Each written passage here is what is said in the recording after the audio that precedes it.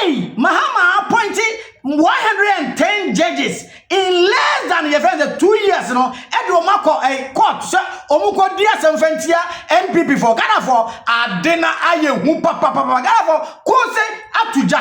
KOOSE atuja da Ghana for KOOSE jana wato ne de enne woni ne ba ya de na wan ha wo so be dey obetu bi aka KOOSE mpa Ghana for if the KOOSE jana wato no atoforcing akano e jana wa so gunu so a atoforcing ho hyehye no a John Dramani Mahama so be dey ebedere de Ghana for woni say your friends say John Dramani Mahama Obaye wa appointing NDC for judges and mako 110 judges say omunko nkodi asem NPP for Ghana for moya aware sa ana wonim say your friends atoforcing akogina atoton akeka nkwase asem bi ama KOOSE abeso ja agu no so wonim say atoforcing say Obaye almost 1 million enipa 1 million ana omayi omafiri poverty mu ye hiam ema oma be yes ka for Ghana for na mesi KOOSE say ene be ya atoforcing ni fiefo eye be ni fiefo na mese atoforcing kasa no say bosia ne de se mu mpo de ya ombeje omonka so omonye bosia no manya wo se mu ode no na omukwaje a omonya 5% ebi wo so di ni de omoye de ombeje na KOOSE atuja de amane wo Ghana for enya asem keto akra na Ghana for men say ho kra mpo no mesa se channel ni de Voice of NSawamtv se enne no first time I will me videos am na what subscribe to my YouTube channel na dey ama me wo wi no like no share no say comment notification baby banado send me aso se be ya anytime bia Voice of NSawamtv new video beto bia no onza so beti my dey akabe Ghana for Ghana ni a wo hwe me wonim se e ka NDC ba ma ba burogu no se ye cha obia benya 20,000 Ghana cedis aye 200 million titis kano wonim se ye cha ye sa wo benya Jojo Mahama bose na akogbo na mu disen na mu hu de wode aye no ai enne push abana say research abana say ye cha wo de ka wa wo hem wo de ka oba na wonyem no also de ka 20,000 Ghana cedis which is 200 million all currency no Ghana for mesi ububefu na ma me hu wade nche ubetua na za hu ntua Ghana for mesi 200,000 Ghana cedis na yes NDC for agodi hedira yes ya chaba Ghana for nyina o de ka your friend 20 million 20,000 Ghana cedis which is old currency no 200 million no zika ubetu ya na za wuntua say wuntua aza bebo video ko ajo wuntua ga say no kilentia MPP for ntua NDC for the betu it's not no wuntua no and now ubetu ya not try yes there is no way menka hubi na ba ya dia na ba ya kasa medeka munya asam no kwasa asara mo kana mo ka na mo ma mebu ayi dai afutika for mo me go have video dem ra endra to forcing every budget no ono this asem we edituja or say about 950,000 Ghanaians move out of poverty in just 1 year,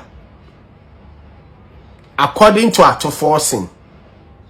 And do be ready budget no in same way no or the betuja or say about 950,000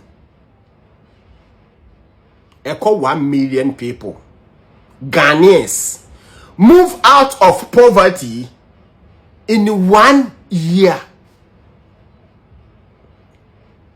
According to atoforcing, and the budget no be ready for parliament no say 1 year penny NDC government at me abono ho modern ayi inkofo getting to 1 million edi wo mo fi ohia mu edi wo mo fi ohia mu edi wo mo akọ mo yeyedie mu odi abetuja mene ya adwene mene atoforcing ya adwene me support atoforcing sa atoforcing timi nya kokuduro begina parliament eka say NDC government ayusu just 1 year odie yi ahiafo getting to 1 million Ghanaian poverty people wayi wo mu fi ahokyire mu e de wo mu abayeyedie mu dia many ato forcing eya adwene 100% because sai nkofo na NDC government etimi yi wo mu e de wo mu fi ahokyire mu e de wo mu aba yeyedie mu no eye wo mu family members. Yes. Sa to force ni timi nya kukuduro ejina parliament eka NDC ba power what you getting to 1 million people in just 1 year. Were you one more free ahokyire mu e de wo mu aba wo mu yeyedie mu dia me ne wo mu ya adwene because sankofo na ato force ne ka ho asem no sankofo ni hia ya NDC politicians no wo mu family members metiase ya to force in family members in a way you wo mu afiro ahokyire mu e de wo mu aba ahoto mu NDC politicians no NDC politicians no ai wo mu family members no ene ye wo mu hia dia fi ahokyire mu e de wo mu aba yeyedie mu eni nti na to force na atimi anya akukuduro aba begina parliament e de science mu edi abetudwa se nye sa pa na etia sa nkofo na ato force e ka ho asam no wo mu wo hefa sankofo no wo hefa ye o si NDC ba power yi were you just 1 year ayi nkofo getting to 1 million people Ghanaians e de wo mu afia ho kire mu e de wo mu akọ yeyedie mu sankofo no wo he ye bisa ato hono abo ato ye nyankola biemu ye nyankola o NDC ba power inflations were down ba nioma boye din NDC ba power inflations were down ba nioma boye din NDC ba power ya ti fuel so ya ti dollar so enso ye ton ade aye nto amambuo na NDC government yibu no obu ama sikafo anasusu obu ama hiafo MPP betena so na oyi Ghana for dadwene oyi Ghana for hawo oyi Ghana for abebrese oyi Ghana for nsohwe edi firi wo mu tiri so ene wo mu so aye no wo mu kura opponent nya megina abonten anka se MPP ba aye no wo babe yi Ghana for ahokire afiri wo mu so ede wo mu akoyediem wo na wo ba aye na wo na wo ba aye na wo kwakobo besiade ye free SHS no wo say wa ba be ma Ghana for getting to 1 million ayi o de ye mfa ni say ni awo kan ya de atum Ghana ye population so eko 40 million eko 40 million o Ghana ye population si ko 40 million.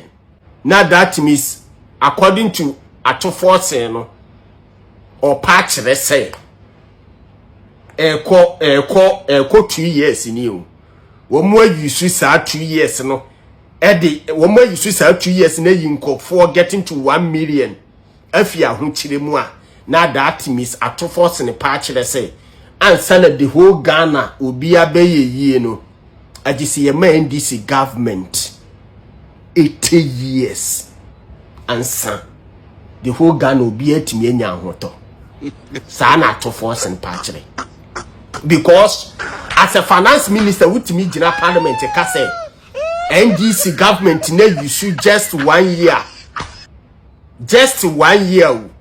and so now wo kasa no wa ba betena so 1 year 8 months until sa 1 year 8 months no NDC government yetimi ayi nkofo na 150 Ghanaians edi wo mo fi ahokire mu dia wo mo abayeyedie mu dia ena Ghana ye populations ne so ko 40 million in terms of the whole Ghana NDC bebu amambuo ne na ye ne de agise ye ma NDC amambuo no 80 years ansa na the whole Ghana ni atimi ayeye sa na atofo sen pa akere dambe eja ayimedu honorable kan adama NDC fo adwena awowan de ebotum kura mopia parliament na kura mpoma mumba ha bio maye pen ye baye azomijire maye pen ihe yesi ya boda maye pen ye baye na edinji shebiara ofa atembu derba ma nase shasi ro hima kwame na hwemu de it is dead even before it commences or it starts. Ab initio. Hwe na onyaja oburemi madwen na menta asedo. Osanda kwame. Kwame na. Modern Ghana. This is Sunday 3rd September 2023. President Mahama calls for more NDC judges on the bench to balance out Akufo-Addo's 100 MPP judges. These are his words. So, Temo Kwame. Me too. President Nana Akufo-Addo has packed the courts with dozens of pro-new Patriotic Party judges so as to avoid accountability after he exits office. Former President John Dramani Mahama has alleged. Addressing the closing ceremony of the 3rd Annual Lawyers Conference of the National Democratic Congress on Saturday, 2nd September 2023, Mr. Mahama said, currently the judiciary is packed with MPP inclined judges because this government has carried out a deliberate policy of putting their people onto the bench. But to cut a long story short. Me too. He said, so, these are his words. So, I encourage some of you, he was speaking to NDC lawyers. So, I encourage some of you to look at careers on the bench so that we can balance out what the current situation is. He said, Adam, we must be prepared as NDC legal persons to also go onto the bench so that we can balance out the judiciary. Kwame, Oba Bem, less than 2 years. Less than 2 years. Supreme Court will appoint 10. 7 are already on the bench. 3 are yet to be vetted. Court of Appeal will appoint 21. High Court will appoint 37. Circuit Court, Chief Justice appoints and he approves 52. Circuit Court. Total 110. Less than 2 years. 110 judges. Exactly. Are they due for promotion? Kwame, you should throw the question to him that when Akufo-Addo did those appointments, were they due for promotion? Okay. You see the point? And see, for Akufo-Addo's, the entire 8-year period of Akufo-Addo, he talks about between 80 and 100 of judges that Akufo-Addo appointed. Yeah. But less than 2 years, Kwame, he has appointed 110. In fact, the 52 of them, it is the Chief Justice, that is the Circuit Court. Yeah. It's the Chief Justice who does, but he has to get a of the president. In the total of 100, Kwame, so the architecture of the tribunal, Yeah. the tribunal at the regional level, the person who is the chairman, although somebody who may qualify to be appointed to the High Court, Although a lawyer. Yeah. Now 2 other laymen. And for 16, even granted that Accra people one just regional tribunal. Accra is very big. Yeah. And Accra could get about 6, 7, 8, 10 tribunals. Kumasi is also big. But for the purposes of this argument, Yes. so far Accra then for one into 16 regions. Straight away 16 tribunals. NDC legal persons. And then also you have two who they are appointed on there. 32. And Sana Eba district, we have 261 or so districts. That would mean that 261 chairmen at the district level. And Sana 2 times 261. Clearly it tells you the agenda. But are we going to have district tribunals? Yes, it is part of the bill. Okay. You have district tribunals and then you have the regional tribunals. So if the Angler or your opinion or position, okay. Look, what I see on the bench today is that those who occupy the bench, they are all pro MPP. We have to come into office there. Yeah, but now yeah, about a point to balance it. And less than 2 years, this is the normal of judges at our point. Then again, to pursue the agenda there, we must get our people to balance. We promise in the manifesto, the Yaba, the tribunals, but that will be a very, very good way to get our people in there. Because the appointment of all these chairmen will be done by him. And then the laymen will be done by the coordinating councils. The coordinating councils will do the appointment of the laymen. Kwame, ordinary court impo in a say obika the NDC osie nentwi ebesebie e madam edosebie no de nwoba power e mobika sa can repeat in pocket the sebie there.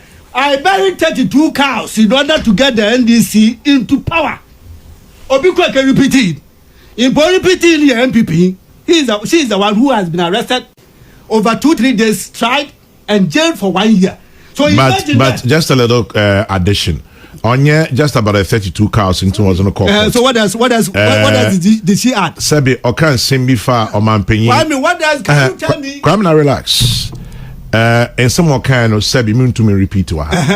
But okasa fa omanpenyi na nejiro and na insimbi hu as sebi mean to me repeat. Kwame, into account was in the court. Just to add up. Unless a person incites public to crime, unless a person incites, look, you'll be an opera. You'll be an opera. You have marked a person who you call texter, who is an insulter texter. Still Ogudu. And it is so today. This insulter texter. Why? It's been over a number of years. Why? I can ignore you. You even have the hat, the big hat, to indicate that he's been bringing what text, insulting text all the time. Insulting text. Kwame, nobody must think that they are above people's hatred. They Mr. Mutawasam and I'm a town. And see, some town, then I must suffer because I'm a town. But how do you control Kasebidam? How do you end it? Kwame, so the law is not quite on that. So the law says that bring damages, defamation, bring an action in the form of defamation against this person. Let the law deal with this person. Today, apadi or adida. Exactly. Exactly. Sure. Today, a person speaks and speaks even foul of you. Yeah. And then you say, when you are in office, and the constitution says that no action, whether civil or criminal, can be brought against you. You are the president. You have been given that buffer around you. Nobody, whilst you are in office, per the constitutional provisions, but tomorrow any action, whether criminal or civil, against you. So, on the reciprocity, I can't see how Obi Bakada Sebio fetch a more woman in her. Let's say, why some rubber, and therefore, when you go to Friday, no matter what, I have given a certain caveat there. So you are all incite the public to crime, to commit crime. That one, the society cannot look on. But there, crime, my customer, on found your day, my shawaruba, my can I could be some crowd told her. The law gives you a remedy. Yes, Ghana for when you come in that can ya adren Ghana for Anna said you are John Dramani Mahama less than 2 years in your friends said judges not appoint you a too much and I said a too fast. Now wow day. What do you penning me and I do be penese? Ghana for it is a would you say a doors one no try yes a doors and true. They say a doors, they say yes with the mammy yes a doors one mammy yes a doors a too much and I too fast so and I'm a boy and Ghana for mammy who are drench I want the old trade home. Mummy and KOOSE the so KOOSE dear na NDC senior meya aduma say omuko opposition ye be make sure say be ma opposition ho no ayo mo trambia na o betra ho no da Ghana for mo me yenkohwemra na Ghana for dem yenkohwe. 3 years ago, Mr. Speaker, Ghana could not borrow on the international capital market at any price. Today, the market is inviting us back, but we are not in hurry.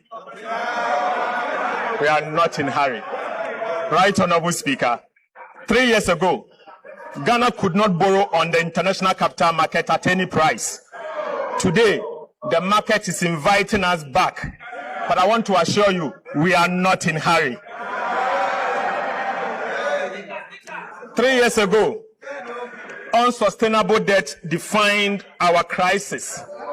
Today, our debt to GDP ratio has fallen to 45% and still declining, ahead of every target.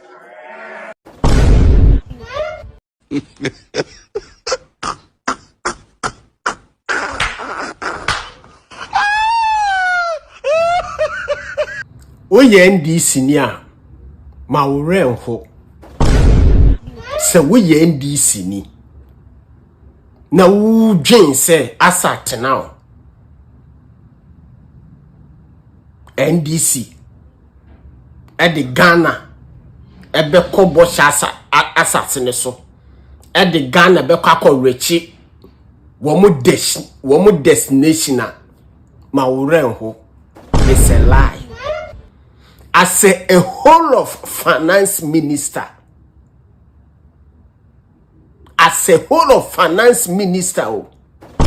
what nyanya kukuduru akwa read the budget, ejina parliament, read the budget. Asaswa ye bold enya kukuduru akase 3 years ago na Ghana ye ntimi nkobo besia. 3 years ago na Ghana ye ntimi nkobo besia.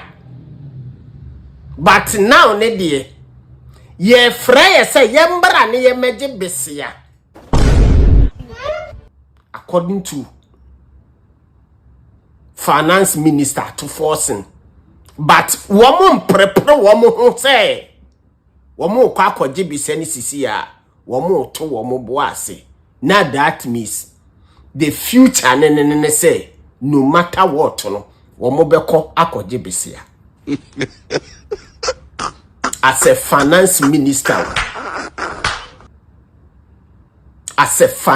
minister, he is proud. Neniachi.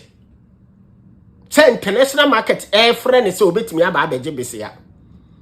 Ato force neniachi. Ato force ye finance minister no. Neniachi. He is very proud. Said 3 years ago, you intimate Kobobisia. Now, sat now the international market. Fresh, you bet me about the bureau. Neniache. As a finance minister, Neniache. He's so happy.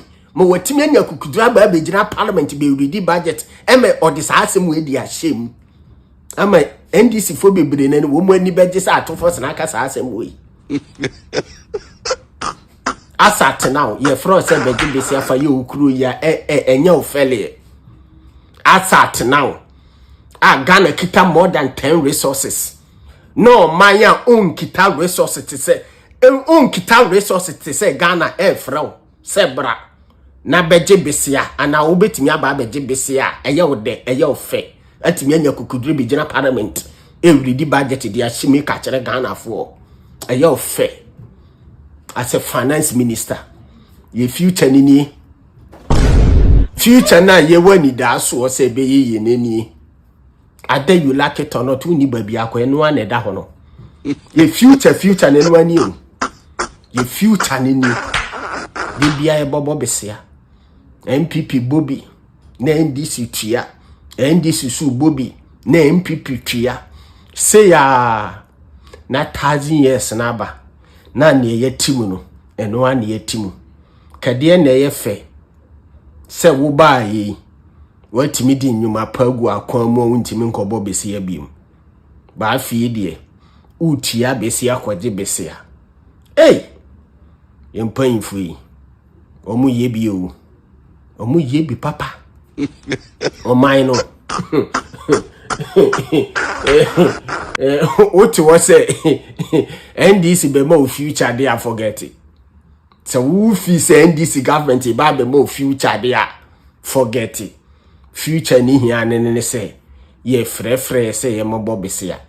Ye frefre say bitimi aba be Jessica. Future no. Who future and say ye kobo besi egu ho.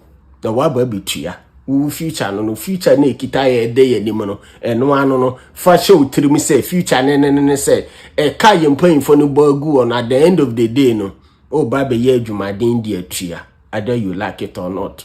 That is your future in NDC for you.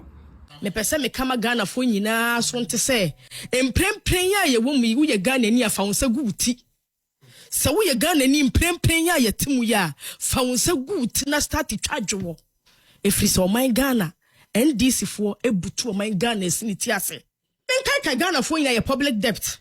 From the time of JJ Rawlings, yeah, papa JJ Rawlings, ebe boka 7.1 billion the two hokoye. Yeah, papa John Ajekum before.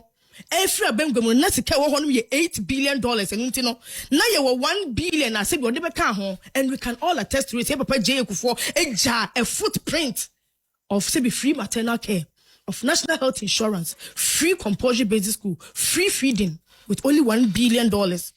Yeah, Papa John Dramani Mahama Evans at almost 8 years on 2008 to 2016. Almost an amount of 29 billion. And then the back home, ye bisa NDC for say dear deporting. And I said, Moody says they cannot even boast of one policy. Oh my Ghana na yetimuno na nado down kwa kufado. Ebe joining your mind Ghana muhanamono. Or the yen could do 49 billion. Which is nanado down kwekufado mpoko or the policies of free teachers by no or the $20 billion pena sebi or the kind of public debt yi ehon in them premiere ye ni wo ka sei ka ye de e wo man Ghana mu hanum 63 billion and unti Ghana ni bi o Ghana he bia no wo de ka $1,800 wo de ka 20,000 and the NDC government. Yeah, Ghana for arehua papa. Ye future no ye bo twi cobre man ko ton kwase aba. Enkwa ton kwase aba 2024 no. Say future no na anwe ne sen no. Ye so wo de ka friend say 20,000 Ghana cedis. Ghana for ubetua ana wuntua. Me I no go pay that me. Come Jimmy say me metua. Ghana for etu betua no me hu say ubetua. But wuntua dia comment section ho. Treasure say no. Me say no man big no. Ghana for message say share my why. Share my na this for dey do metua masa and say one here so ye beche. It message say one person ye beche. Share video no efama nipa 10 e wo Facebook. Na sa share e me nipa 10 e WhatsApp group I was so political group we are joining biano. Mr. Shemu Biansanya day and can say dear Modeka Ghana for Modeka. Now what trip more times move to your 20,000 Ghana cities and yes, I'm going to now he's getting me DV. Hey, Ghana for share mammy, but I say.